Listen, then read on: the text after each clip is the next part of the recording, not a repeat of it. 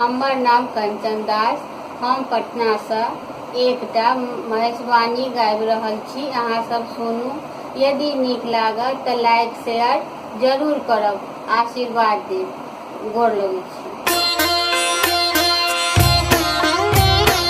गौरी के सुंदर देखी, गौरी के सुंदर देखी, शिव जी लोभेला सुन गे सखिया, द्वार देल बसा लगाई सुन गे सखिया, द्वार देल बसा लगाई।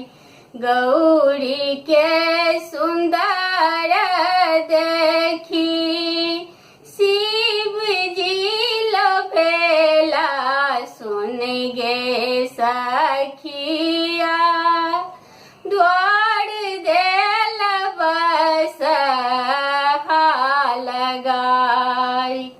हमरो के देश है सासु, हमरो के देश है सासु, सिंदूर ने भेटे सुन गे सखिया, भस्म होए विवाह सुन गे सखिया, भस्म होए